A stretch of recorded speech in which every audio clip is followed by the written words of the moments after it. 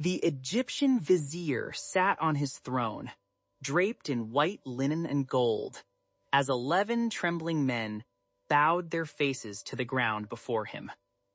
They did not know he was their brother. The last time they had seen Joseph, he was 17 years old, screaming from the bottom of a dry well. 17 years earlier, in the hills of Canaan, a young man ran through the family encampment wearing a coat that caught the desert sun like a flame. It was long-sleeved, richly ornamented, woven in colors that seemed to drink the light. A gift from his father Jacob. Jacob loved Joseph more than all his other sons, because Joseph had been born to him in his old age, the first son of his beloved Rachel. The brothers could not speak a kind word to him. One night, Joseph dreamed a dream he could not keep to himself. He told his brothers they were in the field binding sheaves of grain. Suddenly, his sheaf rose and stood upright, and their sheaves gathered around and bowed down to his. Then he dreamed again. This time the sun and the moon and 11 stars bowed down to him. He told his father, and even Jacob rebuked him. But Jacob kept the matter in his heart, wondering what it could mean. The brothers traveled north to graze their flocks near Shechem. Jacob sent Joseph to check on them. When they saw him coming from a distance, his colored coat glowing against the hillside, their resentment hardened into a plan. They stripped Joseph of his coat, the beautiful coat their father had made for him, and threw him into an empty cistern. The pit was dry. No water. Only darkness, stone walls, and the muffled sound of his brothers eating bread above him. As they ate, a caravan of Ishmaelite traders appeared on the horizon. Camels loaded with spices and balm and myrrh headed for Egypt. Judah spoke up. What profit was there in killing their own brother? They pulled Joseph from the pit and sold him for 20 pieces of silver. The brothers stained the coat and sent it to their father. Jacob tore his clothes, put on sackcloth, and mourned for his son many days. None of his daughters or sons could comfort him. He refused to be comforted. In Egypt, Joseph was sold to Potiphar, the captain of Pharaoh's guard. But the Lord was with Joseph. Everything he touched prospered. Potiphar saw it and placed his entire household under Joseph's hand. The young Hebrew slave, with no family and no status, became the master of a great Egyptian estate. But the test was not over. Potiphar's wife watched Joseph day after day. She grabbed his robe and demanded he lie with her. Joseph tore himself away, leaving his garment in her hands, and fled from the house. She used the robe as evidence and accused him. Potiphar burned with anger and threw Joseph into the king's prison. Even in the darkness of the dungeon, the Lord was with Joseph. The warden entrusted him with everything. And one morning, 2 new prisoners arrived, Pharaoh's cupbearer and baker, each troubled by a dream. Joseph saw it on their faces and asked them to tell him their dreams. The interpretations belonged to God, he said. Within 3 days, the cupbearer would be restored to his position, and the baker would be executed. He begged the cupbearer to remember him when he stood before Pharaoh. But the cupbearer forgot. 2 full years passed.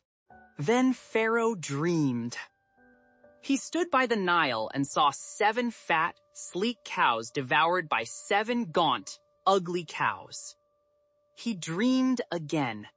7 healthy heads of grain swallowed by 7 thin heads of grain, scorched by the east wind. No magician or wise man in all of Egypt could interpret the dreams. And the cupbearer finally remembered. They rushed Joseph from the dungeon. He shaved, changed his clothes, and stood before the most powerful man on earth. Joseph spoke plainly.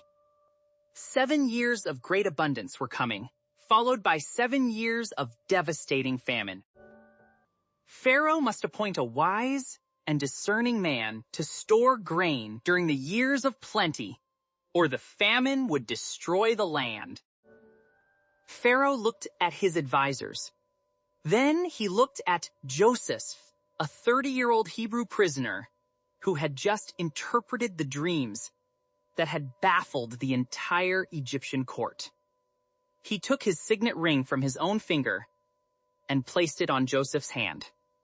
He dressed him in fine linen and put a gold chain around his neck. He gave him a new name and a wife from the Egyptian nobility. At 30 years old, Joseph stood second only to Pharaoh in all of Egypt.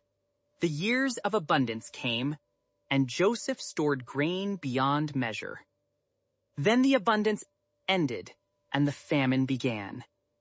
It spread across the face of the earth. Back in Canaan, Jacob told his sons to go to Egypt and buy grain. 10 brothers made the journey. Benjamin stayed behind. They bowed before the vizier of Egypt with their faces to the ground. Joseph recognized them instantly, but they did not recognize him. He spoke harshly through an interpreter and accused them of being spies. He imprisoned them for 3 days, then released them with a single demand. Bring back your youngest brother to prove your story. He kept Simeon bound before their eyes, and he secretly returned their silver to their grain sacks. The brothers returned to Canaan, shaken and afraid. Jacob refused to let Benjamin go. Only when the famine grew unbearable and Judah pledged his own life as guarantee did Jacob relent. The brothers returned to Egypt with Benjamin, double the silver, and gifts of balm, honey, spices, myrrh, pistachios, and almonds. Joseph saw Benjamin, his own mother's son, and his heart nearly broke. He hurried from the room and wept. He washed his face, returned, and ordered the meals served, seating them in exact birth order. They marveled, but did not understand. He sent them away with grain, but he had his steward hide his silver cup in Benjamin's sack. At dawn, the steward overtook them and accused them of theft. The cup was found in Benjamin's bag. The brothers tore their clothes and returned to the city. Judah stepped forward and poured out the most impassioned plea in all of Scripture. He offered himself as a slave in Benjamin's place so the boy could return to his father, because losing Benjamin would kill the old man with sorrow. Joseph could bear it no longer. He ordered every Egyptian from the room, and then he wept so loudly that the whole palace heard him. He said the words that shattered 22 years of silence. "I am Joseph. Is my father still alive?" His brothers could not answer. They were terrified. But Joseph drew near to them.